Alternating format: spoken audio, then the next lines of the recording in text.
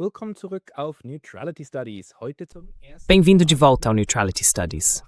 Hoje, pela primeira vez, com o Dr. Stefan Wachtel, um dos linguistas mais renomados e práticos da Alemanha. Além de escrever vários livros de não-ficção, ele também atua como coach executivo, treinando líderes internacionais de alto nível nos setores empresarial, público e esportivo. Dr. Wachtel, seja muito bem-vindo. Muito obrigado. Fico feliz que o senhor esteja aqui, porque é o autor de um livro lançado recentemente. Ele está aí atrás do senhor, mas eu vou mostrar rapidinho mesmo assim. Aqui está. A nova oralidade, retórica do século XXI. Rhetorik des 21. Jahrhunderts. Und ich habe Ihnen schon im Vorgespräch gesagt, Sie haben da was von... Eu já tinha comentado com você antes da entrevista. Você anotou um trecho do meu discurso de improviso, porque é muito interessante perceber como hoje em dia, grande parte do trabalho intelectual ou da reflexão sobre certos temas em várias áreas não acontece mais só por escrito, mas também de forma oral. E você descreveu isso em todos os detalhes. Aliás, quero aproveitar para dizer, você também é autor de vários outros livros de não-ficção. Eu tenho alguns aqui. O princípio da frase-alvo, modo executivo, a arte do autêntico.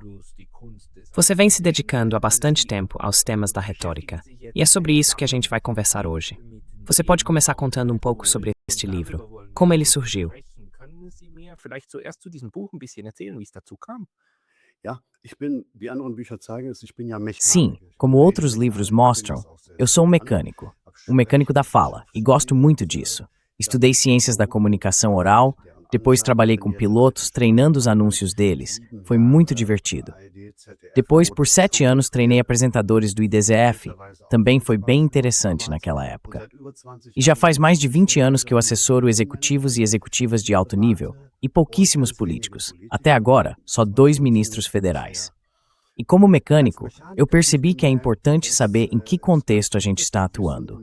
Um mecânico trabalha com alavancas, hastes, tem seus métodos, sua caixa de ferramentas, e aí eu percebi 2 coisas.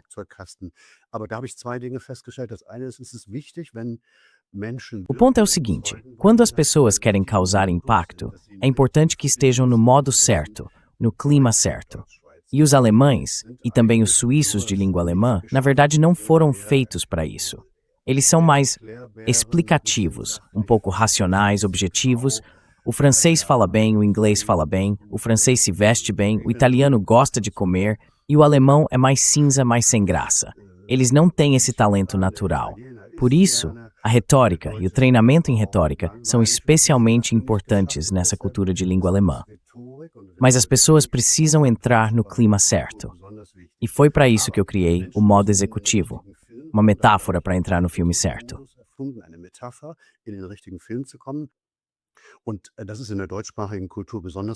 E isso é algo especialmente importante na cultura de língua alemã, porque os alemães e também os suíços de língua alemã, eles não nasceram exatamente para retórica. Os franceses se vestem bem, os italianos comem bem, os ingleses falam bem, mas os alemães nem tanto. Por isso é tão importante.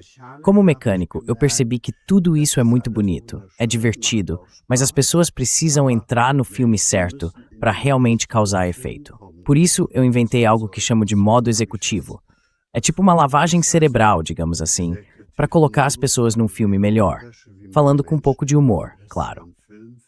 E tem mais uma coisa que é importante.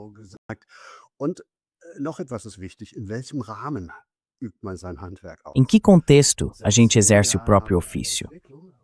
Há uns 10 anos vem acontecendo uma mudança no mundo todo que eu chamo de neuralidade, a nova oralidade. A gente fala cada vez mais e escreve cada vez menos. A gente ouve mais e lê menos. Como você mesmo disse, vivemos num mundo em que as ideias circulam cada vez mais pela fala. E você é um dos protagonistas dessa nova oralidade, assim como todos os podcasters do mundo. É uma tendência que provavelmente não vai acabar tão cedo. Claro, existem alguns movimentos contrários, a gente pode falar sobre isso, e também alguns fenômenos pontuais que mostram bem essa transformação. Reden wir doch vielleicht über diese Phänomene. Vamos falar um pouco sobre esses fenômenos. O senhor tem toda a razão, e no seu livro, o senhor também descreve isso. Como nos últimos 20 anos, a internet foi se tornando cada vez mais voltada para o som, primeiro mais auditiva e depois mais voltada para o vídeo. E como isso acabou levando a esse fenômeno em que a gente se comunica uns com os outros, mas sempre com terceiros que estão ouvindo e assistindo. Die uns zuhören und zusehen. Ein Grund ist natürlich Technologie. Um dos motivos é, claro, a tecnologia. Isso já acontecia na oralidade anterior, há algumas décadas, que foi marcada pelo rádio e pela televisão. Um dos motivos é a tecnologia. E outro motivo são as possibilidades retóricas que temos hoje. Há uma verdadeira retomada da retórica. Esse é o segundo motivo, uma retomada da retórica. A retórica está se tornando cada vez mais importante, inclusive nos contextos que eu mencionei, também nos contextos da cultura de língua alemã. Kulturlichen Kontexten immer wichtiger. Ja, und diese wichtigkeit. Sim, e essa importância, em que o senhor baseia isso? Quero dizer, no seu livro, o senhor descreve que o consumo, inclusive de leitura, está diminuindo no momento, certo? E muita gente diz então, isso tem a ver com preguiça de pensar. Mas na verdade não é bem isso. É uma mudança, não é? É o jeito como as pessoas recebem informações e como as ideias interagem umas com as outras. Und Gedanken anderer mit anderen interagieren. Ja, Technologie, hatte ich ja gesagt, zum einen, und es ist so. Sim, tecnologia, como eu já tinha dito, é um ponto. E isso inclui as redes sociais. As plataformas, os aplicativos, permitem cada vez mais que a gente se comunique de forma oral, que troque mensagens faladas. E isso tem vários efeitos. Um deles é que mesmo quando escrevemos, usamos uma linguagem mais próxima da fala. As mensagens curtas, os e-mails, há até teses de doutorado sobre isso. Está acontecendo uma oralização da escrita. E claro, isso também tem um efeito de volta. A escrita influencia novamente a fala. Ou seja, surgem fenômenos em que o que é falado começa a ficar mais parecido com o que é escrito. Mas a tendência é claramente em direção ao falar e ao ouvir. Existe um fenômeno, e eu até brinco um pouco com isso, afinal eu também faço parte disso e vocês de certa forma também, que é o do speaker. Sie in gewisser Weise ja auch, das ist der Speaker. Ja? Wenn Sie LinkedIn aufschlagen, wer irgendwie. Quando você abre o LinkedIn, é sempre a mesma cena. Quem já subiu num palco alguma vez coloca lá sua fotinho e aparece todo sério, olhando em volta com aquele ar importante. Esse é o fenômeno dos speakers. Antigamente, nos anos 80, era o dentista que chamava atenção. Nos anos 90, o cirurgião cardíaco. Depois o gerente, mas isso já saiu de moda. Agora, o que está em alta é ser speaker. Quem é speaker parece que chegou lá e teve um impulso enorme para essa nova forma de se expressar. Não só para os speakers, mas para todo mundo. Foi o período da pandemia que mudou tudo. Foi quando também surgiu isso que nós dois estamos fazendo agora. De repente, não dava mais para ter contato próximo, não podia mais, e as pessoas começaram a sentir falta dessa proximidade. E aí, de repente, a gente passou a criar essa sensação de estar perto por meios técnicos. Das hat man die Nähe technisch herstellen können plötzlich. Das war der Aufstieg der Zoom Corporation ins Unermessliche. Foi a ascensão da Zoom Corporation a um nível inimaginável. O valor das ações simplesmente explodiu. E nesse período, começou-se a falar cada vez mais à distância. Isso teve várias consequências. Passou a haver muito mais conversa. Metade das pessoas decidiu fazer um podcast. E teve ainda outro resultado. Aconteceu exatamente o contrário do que a gente esperava. A gente achava que o palco tinha morrido, que agora tudo seria remoto, que a indústria de eventos tinha acabado. Eu mesmo já tinha previsto a morte da indústria de eventos. Mas ela não aconteceu. Pelo contrário, a indústria de eventos renasceu. E tudo voltou com uma qualidade ainda maior. Os preços dos ingressos subiram. Hoje se fala cada vez mais tanto remotamente quanto nos palcos. Ou seja, palco e online, os dois. Immer mehr geredet. Also Bühne und Real beides. Und wenn Sie E o senhor chama isso de uma nova forma de oralidade? Pode nos dizer quais foram as formas de oralidade anteriores? Tipo, o rádio, a TV, e antes disso? O senhor também fala de um movimento de vai e vem entre oralidade e escrita. De certo modo, parece que a gente avança e recua a cada poucas décadas. paar Jahrzehnte vor und zurück.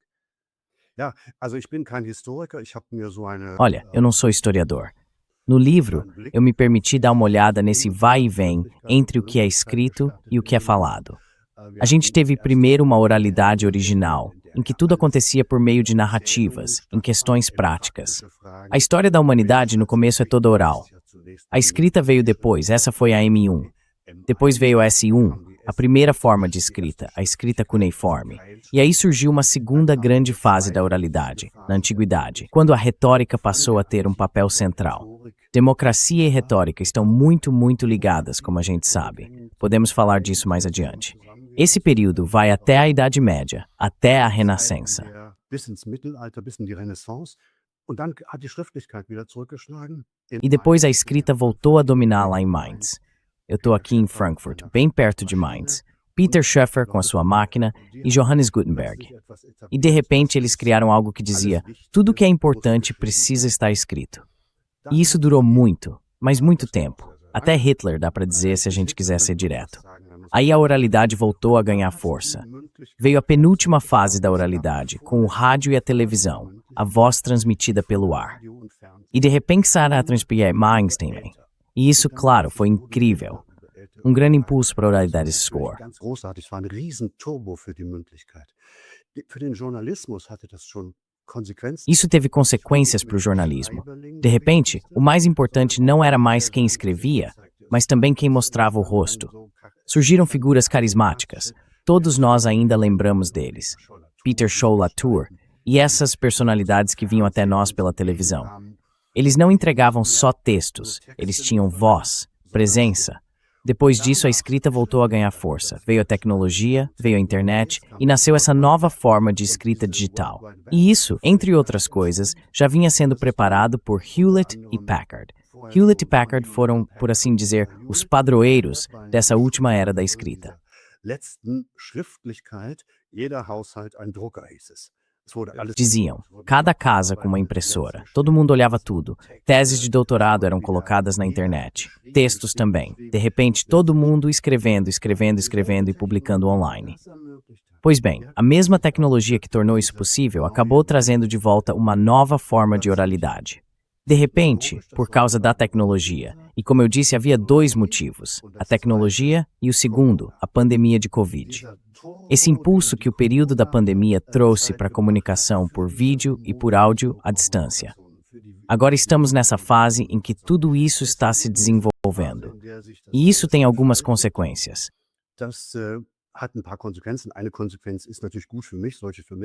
Uma consequência disso é, claro, boa para mim, para gente como eu. Pessoas como eu vivem disso, de ter domínio da retórica e continuar se aperfeiçoando. Isso quer dizer que não é só a quantidade que cresce, a qualidade também melhora. Ninguém quer mais ouvir conversa fiada. A gente precisa se controlar um pouco, ter um bom plano, ter uma boa estrutura de fala. Eu até desenvolvi alguns métodos próprios para isso, como o princípio da frase-alvo, e não dá para ver um fim nesse processo. É como a segunda lei da termodinâmica. Quando algo entra em movimento, não dá para parar tão fácil. Infelizmente, é o mesmo com os temas políticos com que vocês lidam. Politischen Themen, mit denen Sie sich da beschäftigen. Sim, e agora tem esse fenômeno interessante. A oralidade e a escrita, as duas andam juntas. No momento tem muita gente dizendo, esses podcasts são legais, mas eu não tenho tempo para ouvir. E agora muitos podcasters estão começando a usar a inteligência artificial para transformar o que falam em texto, resumir e depois enviar. Então a gente está vendo de novo esse vai e vem entre falar e escrever. Qual é a sua impressão? Como você acha que a inteligência artificial vai transformar essa nova forma de oralidade? Möglicherweise, dass erstens das, was Sie beschrieben haben. Talvez, em primeiro lugar, seja isso que você descreveu. A tecnologia agora também permite pegar algo escrito e transformá-lo em fala.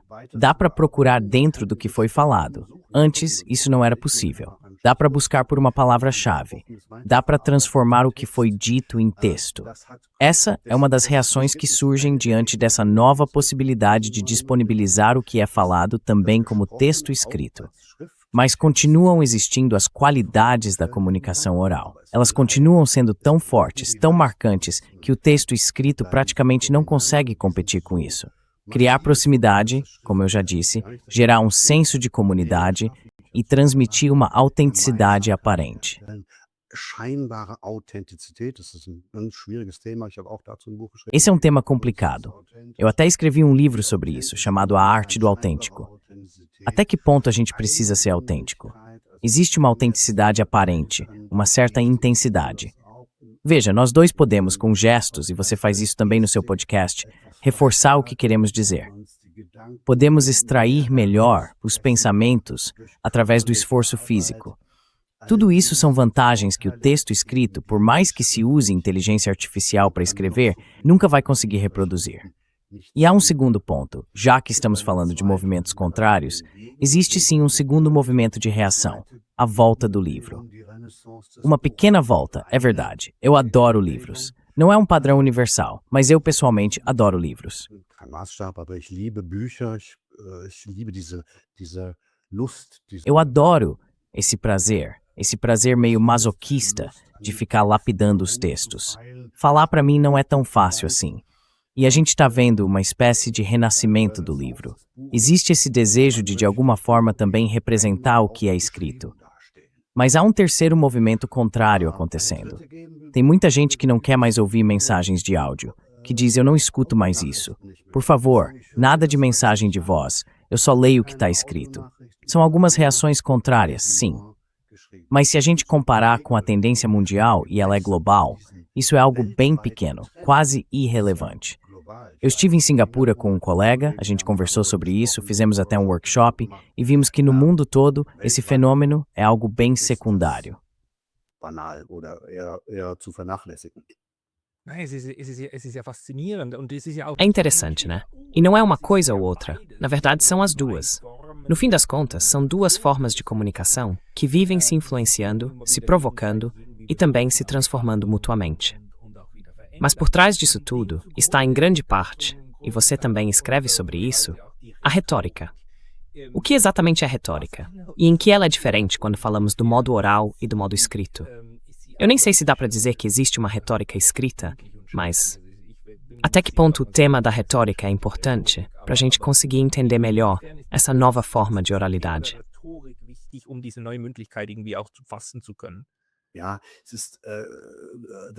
Sim, são dois conceitos que sempre ficam um pouco em tensão um com o outro. Você mencionou isso. Existe mesmo uma retórica escrita? Sim, existe. O grande centro de estudos na Alemanha, em Tübingen, Walter Jens, foi a grande figura que esteve à frente disso.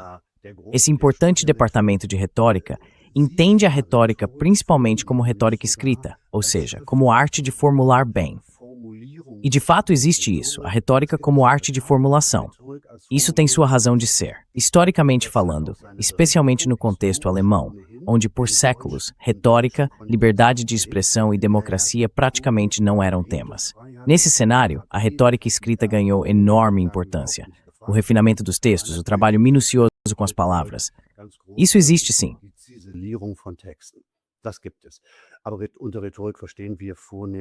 Mas quando falamos em retórica, a gente entende principalmente a arte de influenciar pela fala. E isso está certo. Só que existem alguns mal-entendidos, e eles não têm nada a ver com essa ideia de uma nova oralidade. Eles sempre existiram, nas últimas décadas sempre estiveram aí. Um deles é a ideia de que retórica é basicamente performance. Olhar em volta, usar a linguagem corporal, manter a cabeça ereta, ficar em pé direito, gesticular mais ou menos. Chamam isso de linguagem corporal. Mas isso é bobagem. Não existe linguagem corporal. Esse corpo, se eu puder me alongar um pouco, o corpo não tem uma língua, não tem gramática, não tem sintaxe. Então, se eu inclino a cabeça de lado, isso não quer dizer nada. E também não quer dizer nada se eu cruzar os braços. Isso não significa coisa alguma. É uma besteira.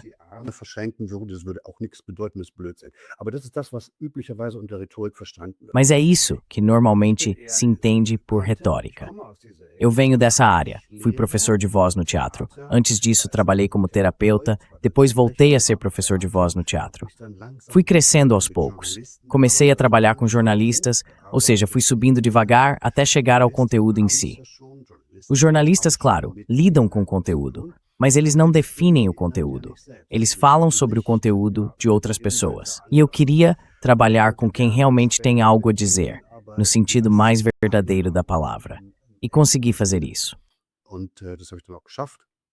kann auch das ein bisschen beeinflussen, Politiker weniger. Isso também pode influenciar um pouco, menos os políticos, mais os executivos de alto nível.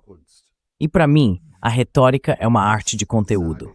O que eu digo e em que ordem eu digo? Eu falo em forma de pirâmide quando quero informar. Primeiro o mais importante, depois os detalhes. Esse é o princípio da Barbara Minto, o The Pyramid Principle, um conceito excelente. É o que os jornalistas fazem quando publicam um comunicado de imprensa. Colocam o mais importante primeiro. Aliás, essa ideia vem da comunicação militar. Dizia-se o mais importante logo no começo, porque a linha do telégrafo podia cair a qualquer momento. Die Telegrafenleitung zusammenbrechen könnte. Daher kommt dieses Prinzip. É daí que vem esse princípio. Então, toda pessoa que precisa informar, que precisa falar rápido, tem que falar em forma de pirâmide, se eu puder explicar um pouco. Por exemplo, se acontece um terremoto, a gente tem que dizer: hoje de manhã teve um terremoto em Zurique, às 4h30. No bairro de Letten, muita coisa foi destruída. Terremotos são bem raros em Zurique, normalmente acontecem na Itália. E aí a informação vai seguindo, cada vez com mais detalhes e assuntos menos importantes. Mas, se a intenção é convencer alguém a participar de algo sobre o terremoto, aí é preciso inverter a pirâmide. Claro que isso soa um pouco estranho dentro da sua conversa.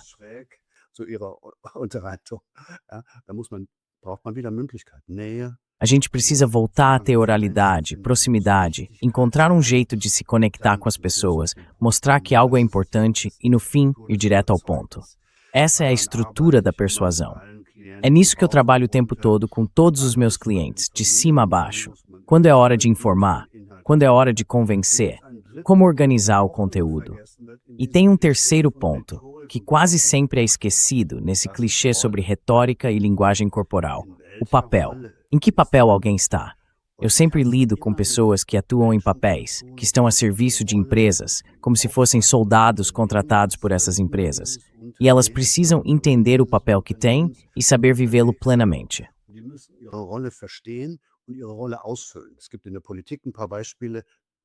Na política, tem alguns exemplos de pessoas que não entenderam o papel que deveriam ter. A Annalena Baerbock é um desses exemplos, que todos nós podemos acompanhar. Alguém que não só não cumpre o seu papel, mas também não o entende. Com o nosso atual chanceler, às vezes dá certo, às vezes nem tanto. Ele oscila um pouco, vai de um lado para o outro, ainda não entendeu completamente o papel dele. De vez em quando me perguntam sobre a retórica dos políticos, por isso estou falando tudo isso agora. O antigo chanceler que a gente teve, se alguém ainda se lembra dele, o Sr. Scholz, né? Diziam sempre que ele não falava bem, que era entediante, mas isso também fazia parte do papel dele.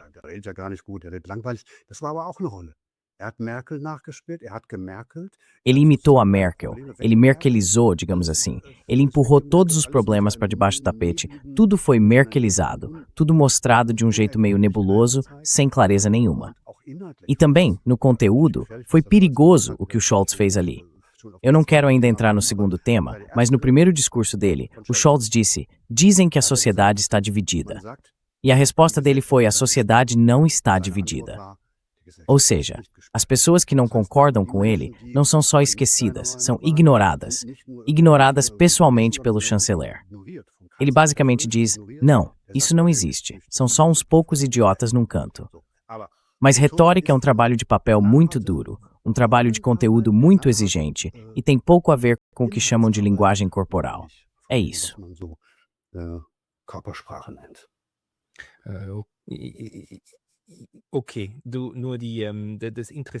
Olha, o interessante de toda essa cena de podcasts e tudo mais é que agora também existe uma parte visual, né? Por exemplo, quando eu estou gravando o meu podcast, eu preciso tomar cuidado para não olhar de repente para a esquerda. Porque aconteceu alguma coisa. Porque, se eu fizer isso, eu já estou passando a informação de que algo aconteceu, de que minha atenção foi para outro lugar.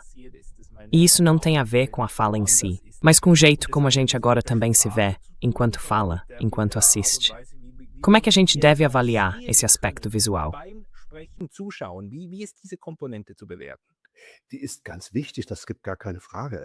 Isso é muito importante, não há dúvida nenhuma. O que a gente faz agora, por exemplo, se eu sorrio, ou se seria um sorriso forçado, aquele chamado sorriso forçado, ou como eu mexo a mão, ou quando desvio o olhar, o meu olhar, o seu olhar, tudo isso manda mensagens. O que eu quero dizer é o seguinte: é difícil colocar isso dentro de uma gramática ou de uma sintaxe. Isso é uma bobagem. Foi o Sami Mocho que fez isso, uma pessoa muito respeitada. Ele praticamente inventou todo esse tema da linguagem corporal. Mas não dá para dizer, se você vira a cabeça, é porque está se afastando de mim por dentro. Isso é em grande parte uma besteira. Em alguns casos, chega a ser absurdo. Existem pouquíssimas regras para isso.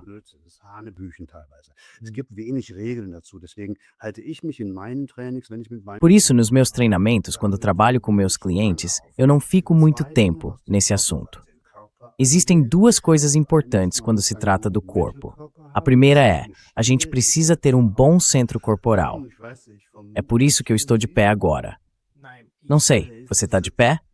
Não, estou sentado. Está sentado, mas pelo menos está ereto. Você ainda é jovem, pode sentar-se ereto, isso é ótimo. Mas eu fico de pé, porque em pé a gente consegue controlar melhor o corpo. Dá para se expressar de forma mais clara e precisa. E a segunda coisa é preciso ter os gestos livres. Eu faço isso. Estou com as mãos livres agora, o que me ajuda a me expressar melhor. E é isso. Não tem muito mais o que dizer sobre o assunto. Pelo menos do meu ponto de vista, como professor de oratória que cobra para dar conselhos.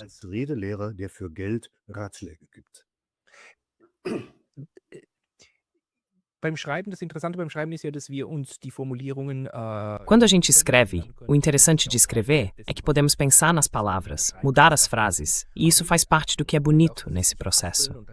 Escrever também é pensar, mas falar também é pensar. E esse tropeçar nas palavras, voltar atrás, reformular, usar as mãos, os gestos, o corpo todo para se expressar, tudo isso faz parte. Até que ponto você acha que isso influencia a forma como a comunicação acontece? Que a gente não se comunica só por escrito, tentando convencer, mas também, por exemplo, como podcasters, tentamos criar proximidade, gerar confiança e levar o público junto nessa jornada pessoal. Como você avalia isso? mitzunehmen auf die eigene Reise. Wie bewerten Sie das? Sim, na verdade é a mesma resposta que eu daria de novo. Tudo isso é muito importante. A gente sempre precisa encontrar um equilíbrio entre autenticidade e papel social. O senhor Lotaz, tem a sua autenticidade. O senhor é um tipo de pessoa com certas características, e nisso o senhor é autêntico. Mas o senhor também tem papéis. O senhor diz, ok, agora vou fazer uma entrevista de podcast de 1 hora. Então precisa se comportar, estar mais ou menos bem vestido, barbeado ou com o visual que quiser. E aí o senhor entra num papel. E isso já faz diferença. Quer dizer, nesse momento o senhor já não é totalmente autêntico. Não é o Pascal que está conversando comigo, e sim o Pascal Lotaz no seu papel.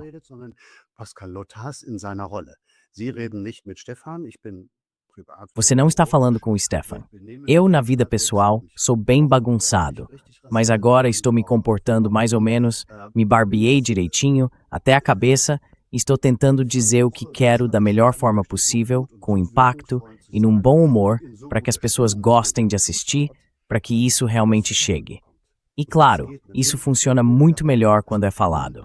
Aí eu tenho muito mais possibilidades. No texto, eu só tenho as palavras. Eu lapido as palavras e espero que alguém as entenda, ou que goste desse jeito de escrever.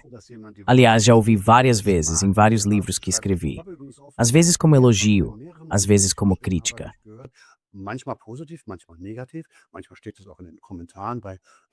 Às vezes, isso aparece também nos comentários da Amazon, nas resenhas. É um texto muito falado. E é verdade. Em um dos meus livros, eu até escrevi no prefácio que ele foi montado a partir de palestras. Eu transcrevi essas palestras e, a partir disso, construí o livro. Dá para perceber que o texto tem um tom bem oral. Eu considero isso um elogio. Gosto muito desse estilo. Acho que escrever de forma mais próxima da fala, ou melhor, trazer o oral para a escrita, é algo importante. E aí voltamos ao tema, a linguagem. A língua escrita está ficando mais parecida com a falada. E eu acredito que isso pode tornar os textos escritos muito mais eficazes. É só olhar, por exemplo, para a revista Spiegel. sein kann für Schrifttexte. Schauen Sie den Spiegel an. Der Spiegel hat ja vor Jahrzehnten schon irgendwie A revista Der Spiegel já escrevia melhor do que muita gente, e isso faz décadas. Os autores do Spiegel escreviam melhor porque, em parte, escreviam de um jeito mais falado. O artigo começava assim: agora ele que aguente. Peter Kay está irritado. A mulher dele foi embora, depois de 20 anos. E era assim que o texto começava. E aí a gente já entra no próximo assunto. Esse artigo não foi escrito num alemão formal, pelo menos no começo. Ele foi escrito de um jeito mais oral. E isso faz uma diferença enorme.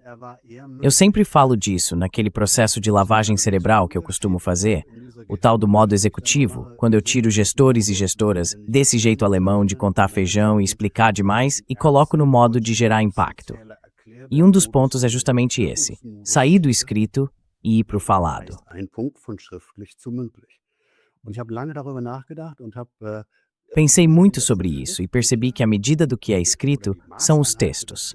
Já a medida do que é falado são os ditos, as frases de efeito.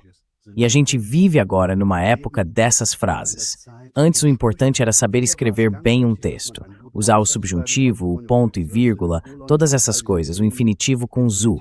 Hoje o que conta é ter uma boa frase pronta quando alguém enfia um microfone na sua frente. Essa é a grande diferença. Quando eu era jovem, meu pai me dizia, com frases feitas, você nunca vai ganhar dinheiro. Mas ele se enganou. kein Geld verdienen. Aber er hat sich geirrt. Bei den Sprüchen wird sehr viel Geld verdient. Eu ganhei muito dinheiro com frases de efeito. Eu crio frases junto com os meus clientes, e não textos. Eu não escrevo textos, eu invento frases. Porque no fim das contas, quando eles estão lá falando, o que precisam dizer são frases de impacto. Isso que eu estou dizendo agora é bem direto, um pouco exagerado e espero que também um pouco divertido. Mas no fundo é um grande movimento. Sair do escrito e voltar para o falado. Faz parte dessa nova oralidade que vem crescendo e já está em curso há pelo menos uns 10 anos. E se eu puder acrescentar, a minha base mesmo é comunicação empresarial, comunicação executiva. Kommunikation, Executive Communication. Und da habe ich oft mit Redenschreibern zu tun. E eu lido muito com redatores de discursos, ou então com as pessoas que vão falar. E eles dizem, meus redatores escreveram o texto para mim, vou te mandar. Aí eu recebo o texto antes e já dá para ver que, embora muita coisa tenha melhorado, ainda é, muitas vezes, um alemão muito formal, muito de escrita. Aquele tipo de coisa. Senhoras e senhores, é com grande prazer que lhes dou as boas-vindas, também em nome de... Nossas empresas estão há anos passando por uma profunda transformação, enfrentando desafios estratégicos. Esse tipo de poesia industrial, digamos assim, que os redatores usam e que aparece também nas respostas. E essa poesia industrial precisa ser quebrada, transformada em frases que soem naturais. Essa é uma parte do meu trabalho, transformar textos em falas vivas. Aus Texten Sprüche machen. Es ist schon spannend, es ist faszinierend, auch wie es... É realmente interessante. É fascinante também ver como isso funciona. Mas o quão importante é, dentro de tudo isso, o que às vezes é chamado de forma meio depreciativa de... Como é mesmo o termo que me fugiu agora? Não é chamar atenção, não é chamar atenção. Mas quando a gente exagera um pouco nos títulos para... Soundbites, ja. Esse que dizer, provavelmente, é que a gente precisa encontrar frases bem marcantes. Sim, existe exatamente uma palavra para isso, mas ela me escapou agora. Quando alguém formula um título de um jeito que fica exagerado demais, sensacionalista mesmo, qual é a palavra? Ja, also ich nenne Soundbites. Eu chamo isso de soundbites, quer dizer, um slogan, uma frase de efeito, algo bem direto e marcante que chama atenção e não é entediante. Algo que vai direto ao ponto, bem condensado, com cara de slogan mesmo. Títulos de livros. Eu adoro criar títulos de livros. Eu tenho uma série chamada Executive Modus Press, talvez em parceria com a Herder, e a gente desenvolve livros com autores, livros de economia. E eu me divirto muito criando os títulos, os subtítulos. Talvez você ainda se lembre de algum, eu tô bem curioso. Eu chamo isso de soundbite. E por quê? Porque eu estive 2 vezes com o coach do Clinton, do Obama e do Biden, o Joe, o Michael Sheehan, lá em Washington. Bei Michael Sheehan in Washington. Einmal haben wir einen Klienten aus Frankfurt dahin gebracht vor. Uma vez a gente levou um cliente de Frankfurt para lá, faz muitos anos. um colega e eu. Depois voltei lá de novo, para aprender um pouco com aquele pessoal, os treinadores de discurso dos democratas. E eles perguntaram qual é o lema dele. A gente tinha acabado de entrar pela porta, e eles já perguntaram qual é o lema do seu cliente. E nós respondemos, lema, ele tem um ótimo texto, um texto caríssimo que a empresa mandou escrever. Aí o Michael Sheehan e a equipe dele disseram, se ele não tem um lema, pode ficar em casa. Então qual é o lema dele agora?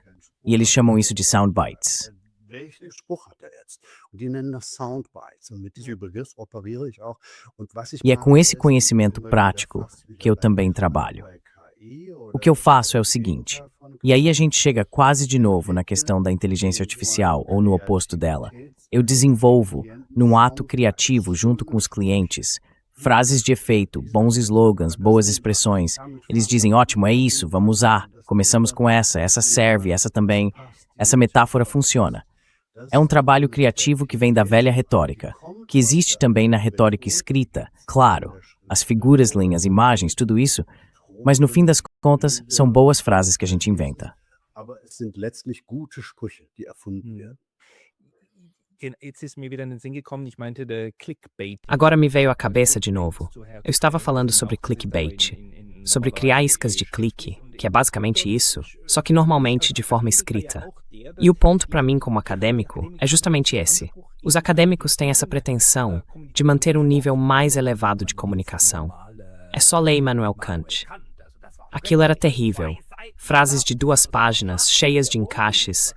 Parecia que ele não queria ser entendido, ou talvez realmente pensasse daquele jeito. E agora a gente está indo para o extremo oposto. E aí vem a questão. Como podcaster, eu não posso só pensar no que é dito, no que a gente conversa durante a hora do episódio. Eu também tenho que pensar em como vender isso, em como fazer as pessoas começarem a ouvir. E isso cria um paradoxo curioso. A gente precisa vender algo complexo em uma frase curta, que ainda por cima tem que soar chamativa. Isso não gera muita confiança, mas funciona. Ja, es ist Überzeugungsarbeit, also pointierte. É um trabalho de convencimento, né? Um trabalho de convencimento bem direto, num texto curtinho, nas redes sociais, um clickbait, ou então é a primeira frase de um discurso. Ou ainda é o trecho que você escolhe de um podcast e pensa, esse vai lá em cima, esse vai primeiro. É a frase mais ousada, é o soundbite, é a frase comprimida que resume tudo. Agora, se isso, como você mesmo disse, se isso é cientificamente sustentável, se representa o mundo inteiro? Claro que não. Então a gente tem 2 realidades. Temos os especialistas, o que eu chamo de modo especialista, o modo cientista, o modo explicador. E nesse modo, algo assim simplesmente não funciona. In dem geht sowas natürlich nicht. In dem geht's auch vollständig zu. Aí a coisa acontece de verdade. As pessoas, quando estão no modo errado, respondem como se estivessem numa prova oral. Tipo, o que será que o Pascal Lotas conseguiu lembrar sobre o tema, se eu perguntasse agora? Mas quem quer causar impacto, muda para um modo de efeito. Isso quer dizer, entre outras coisas, sair do estilo escrito e ir para o falado, sair do autêntico e entrar num papel. E aí ele chega direto ao ponto. Depois sempre aparecem pessoas, colegas acadêmicos, você deve ver isso o tempo todo, que dizem, isso não é acadêmico bastante, isso nem é acadêmico. E aí você responde, tudo bem, eu não sou acadêmico mesmo, eu faço um podcast. Gut, ich bin halt nicht akademisch, mache halt einen Podcast. Ist was anderes. O interessante nisso é que o mundo dos podcasts cria um tipo de filtro próprio. As pessoas que concordam com a ideia clicam, escutam e acabam ficando mais inclinadas a aceitar o que está sendo dito. Já quem não quer saber disso nem chega tão longe. Ou seja, nem chega a ouvir o suficiente para fazer uma crítica de conteúdo. Isso é curioso, porque mostra também como se formam bolhas dentro dessa comunicação falada, que se desenvolve pela internet e pelas redes sociais. Ganz spannend, diese Blasenbildung. Muito interessante. Muito interessante essa coisa das bolhas, né? Todo mundo reclama disso. Todo mundo diz que a gente vive em bolhas, e é verdade. Eu sinto isso em mim também, e claro, isso é perigoso, sem dúvida nenhuma. Mas agora, se a gente for para a parte mais prática, onde talvez a gente possa dar algum conselho para os seus espectadores, para os ouvintes, aí volta aquele tema da pirâmide e do funil. No começo você coloca um teaser, um som marcante, uma frase de efeito, algo que provoque. E é claro que isso acaba contribuindo para a divisão, inevitavelmente, porque alguém vai concordar e outro não vai.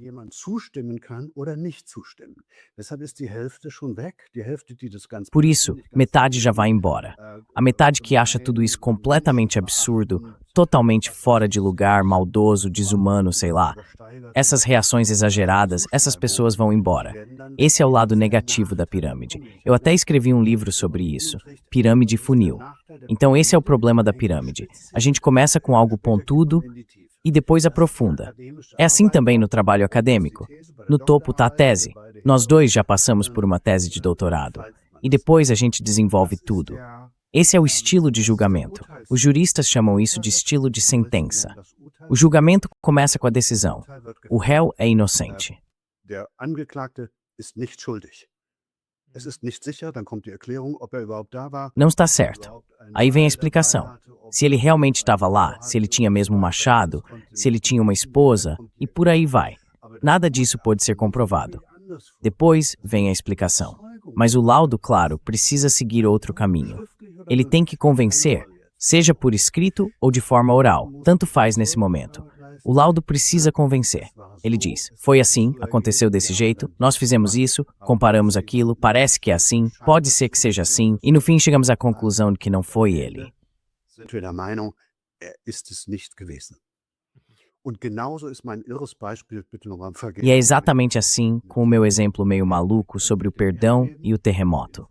A informação sobre um terremoto é uma coisa, e tentar motivar alguém a participar de um terremoto é outra completamente diferente. São dois assuntos totalmente distintos. E claro, você quer as duas coisas. Você quer que a pessoa a quem você pergunta, no caso eu, fique convencida. Eu quero convencer. Quero que alguém diga, isso é interessante, isso é bom, legal, talvez eu compre o livro. Você quer as duas coisas. Quer ser convincente no que fala, mas também quer informar. Você diz, ok, vou mostrar o que existe por aí. Informieren. Sie sagen, okay, zeig mal, was es alles so gibt. Und auch auseinandernehmen und verstehen, oder? Weil diese Möglichkeit E também analisar e entender, porque essa oralidade ajuda a gente a se aproximar de temas complexos de um jeito muito mais rápido e muito mais eficiente do que quando fazemos isso por escrito. Quer dizer, livros, artigos e tudo mais levam muito mais tempo. Aqui, a gente pode conversar diretamente sobre as coisas. E talvez isso até seja uma boa transição para o segundo ponto, para falar da política atual, de como ela também funciona ou não funciona, de forma oral. E de como pode se tornar disfuncional. Basta olhar como, em boa parte da Europa, a propaganda vinda da televisão está tão forte que acaba empurrando grandes partes da sociedade para uma psicologia de política de guerra. Então, o senhor tem algumas observações ou análises sobre isso que gostaria de compartilhar? Beobachtungen oder Analysen, die Sie gerne teilen möchten. Klar, erst muss man sagen, Claro, primeiro a gente tem que dizer que isso é um fenômeno muito antigo, um fenômeno milenar, na verdade. Existe um caminho contínuo entre convencer, que é o que queremos no sentido moral e ético, e persuadir. Existe uma ética da retórica. Na antiguidade, um orador não era só alguém que falava bem. Um orador era uma pessoa boa, moralmente íntegra, que sabia se expressar bem, e justamente por isso era alguém capaz de convencer. Esse era o ideal da antiguidade, porque a pessoa é confiável e decente, a gente acredita mais nela do que nos outros. Isso é convencer. Mas existe uma segunda forma, que é persuadir. O vendedor de aspirador de pó, por exemplo, ele quer muito conseguir o que deseja. O especialista em vendas, no LinkedIn eu recebo o tempo todo ofertas, provavelmente você também. Aquelas propostas de como fazer as pessoas clicarem mais, de como conseguir ainda mais engajamento.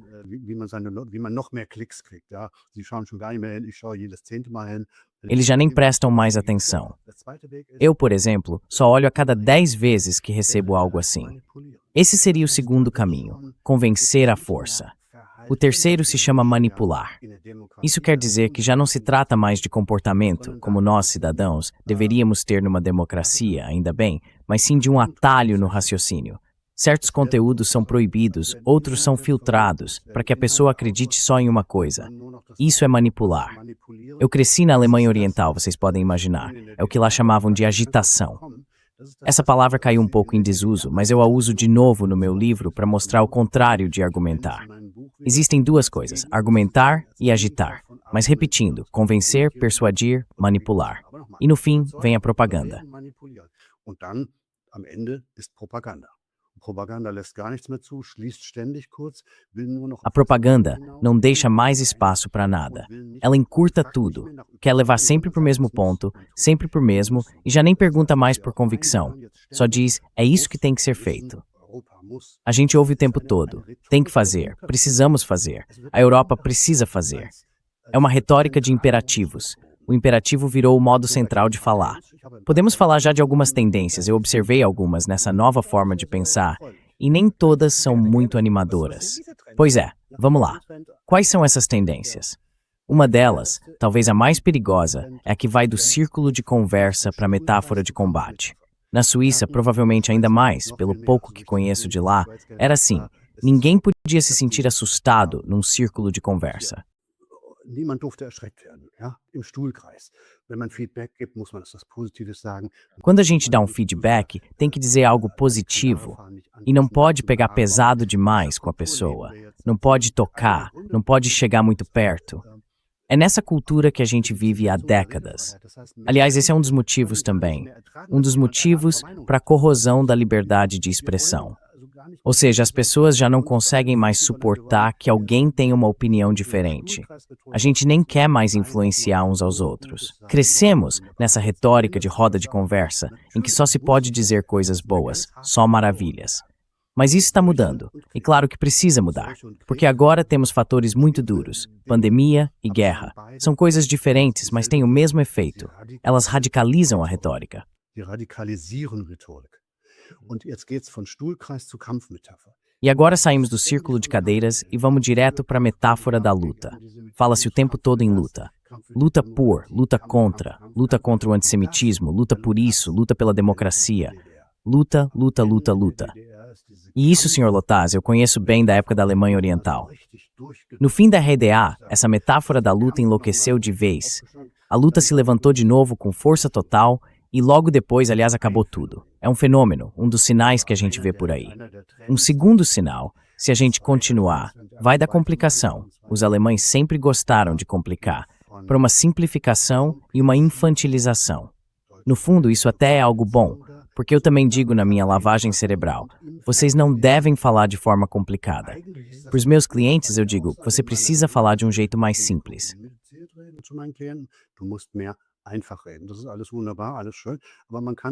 Tudo isso é ótimo, tudo muito bonito, mas também dá para exagerar.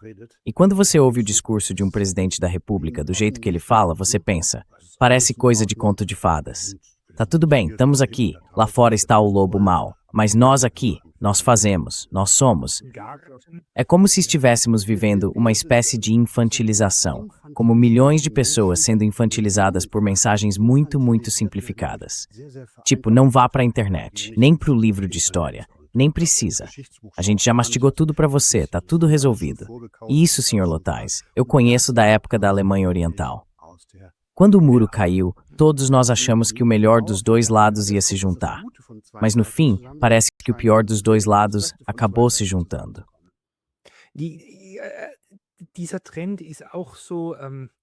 Esse é justamente o mesmo tipo de tendência. E é também um dos principais, ou principal, argumento das pessoas que inventaram essa coisa dos checadores de fatos. A ideia é, vamos checar os fatos, descobrir o que é verdade e depois entregar isso ao público. E o público tem que aceitar, porque os especialistas já analisaram tudo, já está decidido e agora é só explicar. Isso quer dizer que se alguém tem uma opinião diferente, é porque não foi bem instruído, não entendeu direito, talvez seja um pouco ingênuo ou até meio burro. Então é preciso esclarecer de novo, explicar de um jeito mais simples.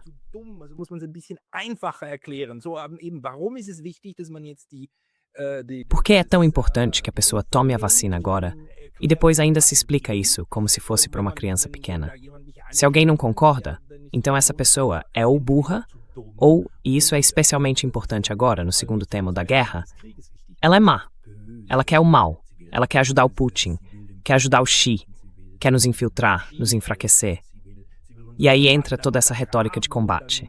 Então, como é que acontece de as pessoas automaticamente pensarem dentro desses dois campos e construírem toda a sua visão de mundo a partir disso, formulando tudo dentro dessa lógica? Gedankenwelt aufbauen und darin dann formulieren.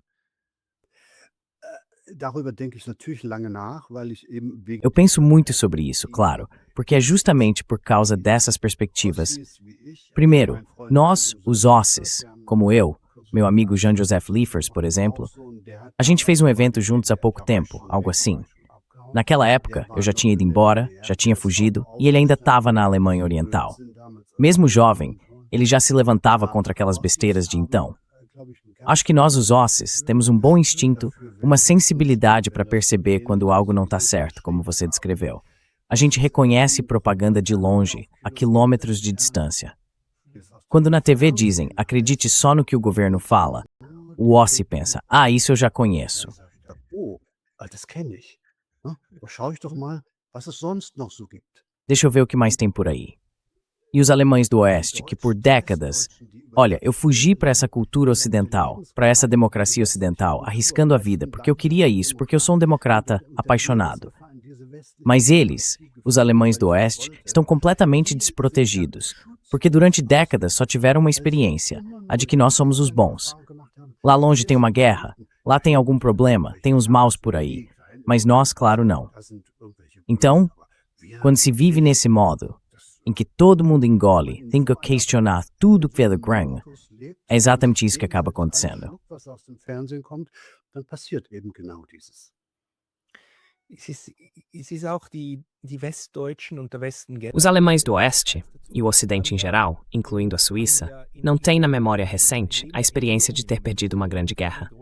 E nesse sentido, a antiga Alemanha Oriental, a DDR, ou seja, o leste da Alemanha, não foi exatamente uma reunificação, foi mais uma absorção. Na prática, foi a dissolução do leste. Por outro lado, também temos a Polônia, a Hungria e outros países que faziam parte do Bloco Oriental. Eu acompanho pouco isso, conheço pouco. Então, será que também lá existe hoje mais crítica dentro da sociedade em relação à propaganda que estamos vendo agora, ou não? in der Gesellschaft gegenüber der Propaganda, die wir im Moment wahrnehmen, oder nicht? Ich denke, dass soweit ich die Eu acho que, pelo que pude ver nas viagens que fiz pelos países do leste, quando o muro ainda existia, daqui a 2 semanas vou para a Bulgária e estou bem curioso para ver como as coisas evoluíram por lá, eu imagino que os fenômenos sejam parecidos. Essa resistência em simplesmente aceitar o que vem de Bruxelas é algo bem típico dos estados do leste. Isso funcionou por décadas, mas agora esses países também começam a dizer: a gente não vai aceitar tudo assim, sem questionar. Eles não querem cair nesse modo de pensar em preto e branco, nesse moralismo. E isso provavelmente tem a ver com a experiência de muita gente que diz: espera aí, eu quero verificar isso primeiro. Quando algo vem de uma autoridade oficial, a reação é: eu quero conferir por mim mesmo. von offizieller Stelle entgegenkommt. Das will ich prüfen. Jetzt haben wir eine Demokratie, das ist auch gut so. Agora a gente vive numa democracia, e isso é bom. A cada 4 anos tem eleição. Temos um governo. E eu posso dizer abertamente, eu também votei nesse governo. Então não sou a favor de que o país vá mais para a direita, de jeito nenhum. Nós elegemos esse governo, mas agora ele começou. Na verdade, o anterior já tinha começado. Essa Nancy Faeser e esse Altenwang era uma dupla. E o que eles fizeram ali? Eles já tinham mudado as primeiras leis, as primeiras regulamentações. Essa lei de deslegitimação, eles já tinham criado. E agora o governo atual pode usar isso também. E no acordo de coalizão, lá na página 23, o governo atual já escreveu que quer punir quem disser algo considerado errado. Strafen will, wenn jemand etwas Falsches sagt. Herr Luthers, das hat es noch nicht mal in der DDR. Nem na antiga Alemanha Oriental, o governo determinava o que era certo ou errado. Isso cabia, como ainda está no artigo 5 da nossa Constituição, aos cidadãos livres, num debate livre, junto com jornalistas, especialistas e cientistas.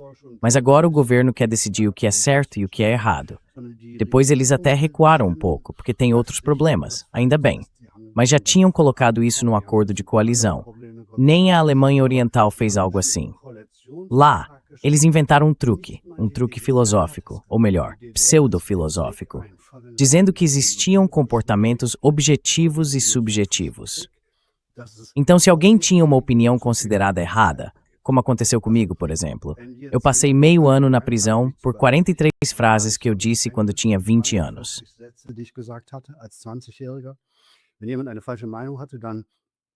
Quando alguém tem uma opinião errada, dizem, a verdade é objetiva. Você só não a reconheceu, como eles explicam. Então precisa que te expliquem de novo. Mas na verdade, isso nem faz sentido. Aí dizem que é algo subjetivo. E se você não abrir mão dessa sua opinião estranha e subjetiva, a gente precisa dar uma ajudinha. No pior dos casos, você tem que ser trancado. E esse é o caminho de todos os regimes autoritários. Todos. Todos os regimes totalitários. E o que quer dizer totalitário? Talvez valha explicar. Total significa ou você está conosco ou está contra nós. E esse tipo de desenvolvimento eu não quero ver. Isso me dói. Eu sou democrata. Eu fugi para a democracia, arriscando a vida. Eu não quero viver algo assim de novo.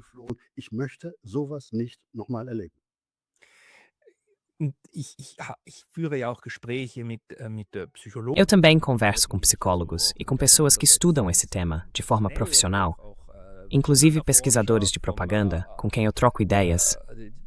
Eles tentam explicar esses mecanismos. E a gente consegue explicar, consegue entender, consegue analisar em diferentes níveis. Por exemplo, a longa duração histórica, 1000 anos de cruzadas, que lança uma luz sobre o que está acontecendo agora em Gaza, sobre o genocídio.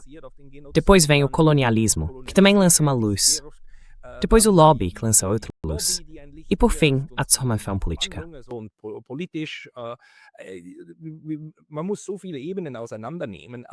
A gente precisa destrinchar muitas camadas, mas a camada da linguagem, sobre essa, eu na verdade nunca conversei. Por isso mesmo o interesse em falar sobre retórica. Será que existe uma forma de a gente conseguir sair dessa situação tão delicada em que já estamos, politicamente, psicologicamente e até em termos de psicologia de massa? Dá para, de alguma forma, falar para sair disso. O senhor ou a senhora trabalha justamente com a linguagem para tentar encontrar uma saída.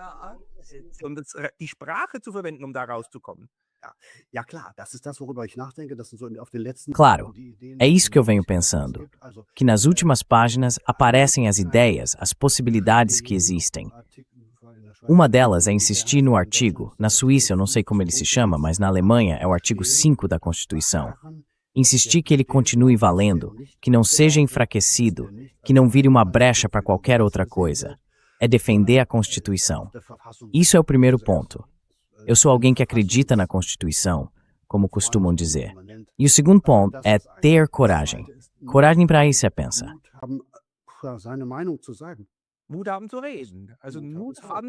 Ter coragem de falar. Ter coragem de se expressar. Ter coragem de conversar. Claro que existem muitas iniciativas de diálogo, de conversar uns com os outros, mas elas acabam desandando, principalmente quando passam a ser financiadas pelo Estado. Aí, rapidamente, viram uma coisa de checagem de fatos. Ou seja, aparecem pessoas dizendo, se ele não entendeu, a gente precisa explicar de novo, para que ele volte para o caminho certo. Mas a oportunidade que a gente tem é essa, insistir com coragem no artigo 5º e dizer o que pensa. E isso é interessante, eu não me distancio.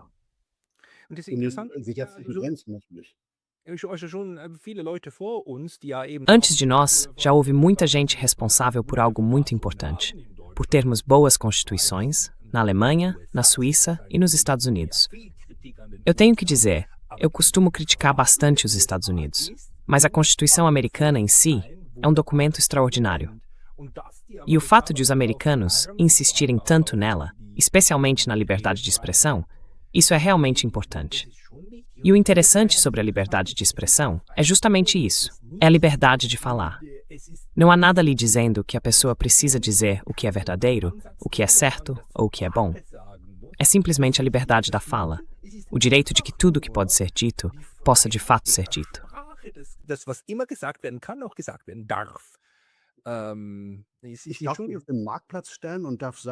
Eu posso ir até a praça do mercado e dizer que quero de volta o meu velho imperador Guilherme. Isso é uma loucura. A maioria de nós acharia isso uma loucura, mas é permitido. Eu posso me colocar ali e dizer isso. Eu diria em nome de Deus que alguém vá lá e diga o que quiser.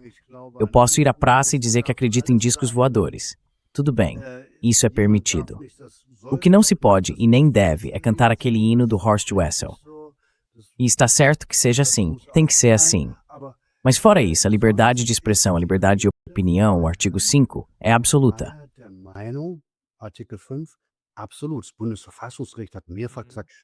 O Tribunal Constitucional Federal já afirmou várias vezes que é permitido dizer o que é constitucional, o que não é, o que é verdadeiro ou falso. De fato, está escrito em decisões do próprio tribunal. Tudo isso pode ser dito. E se a gente começar agora a dizer isso aqui não pode mais, aquilo ali também não, esse é o começo do fim. Aí já não nos diferenciamos mais dos chamados autocratas. Não seríamos nem um pouco melhores do que eles. Talvez só mais uma coisa. No meu livro, eu tentei lá no final trazer um pouco de humor de volta. Acho que a grande arte da retórica ocidental do século XXI poderia se chamar falar sob observação extrema.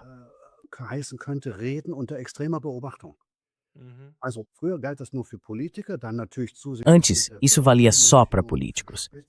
Depois, com o tempo, passou a valer também para os grandes executivos de empresas na bolsa. Mas agora, na verdade, vale para todo mundo. Para um podcaster, para qualquer pessoa que diga alguma coisa. A pessoa precisa pensar na hora, qual é o risco do que eu vou dizer? É quase como avaliar o risco de um salto de bungee jump. Posso falar isso? Não posso. Tenho o direito de dizer isso. E aí vem outra coisa, que também lembra um fenômeno da antiga Alemanha Oriental. Quando é que eu preciso, o tempo todo, deixar claro que estou do lado certo? Que sou a favor da boa causa? É como se a gente tivesse que fazer declarações de fé o tempo inteiro. Essa obrigação de se declarar dentro de uma democracia é justamente o que tem de antidemocrático nisso. Eu tenho que repetir o tempo todo, sou a favor disso, sou contra aquilo, condeno isso, apoio aquilo outro.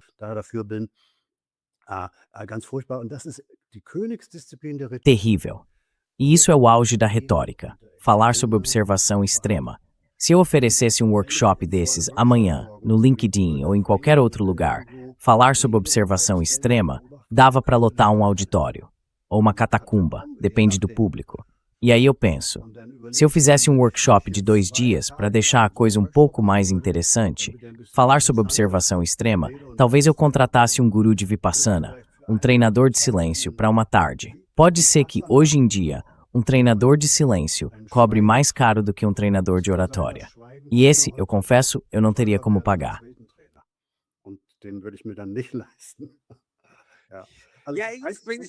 Sim, é verdade. Essa é, claro, a outra face da questão. Às vezes falar é prata e calar é ouro. Saber quando não dizer algo também é uma arte.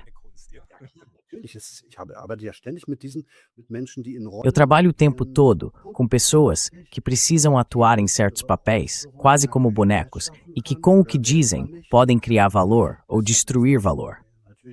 Por isso é algo extremamente importante. Mas quando isso começa a ser importante também para as pessoas comuns, lá fora, na rua, o que eu posso dizer, o que eu já não posso mais, aí a coisa fica meio estranha. E é justamente esse o paradoxo da nova oralidade. Fala-se cada vez mais, mas se diz cada vez menos.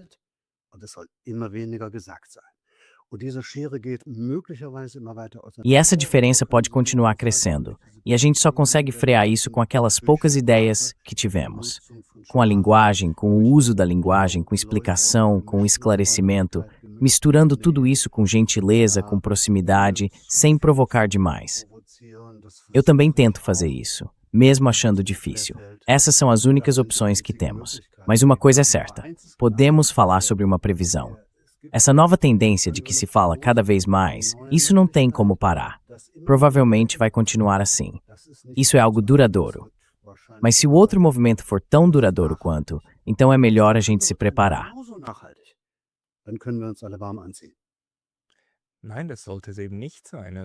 Não, justamente não deveria ser assim. Uma boa sociedade seria uma sociedade em que a fala é livre e em que existe essa possibilidade. Mas também uma sociedade em que ouvir é algo livre e em que a gente não precisa se sentir o tempo todo vigiado. Ou seja, um estado de vigilância.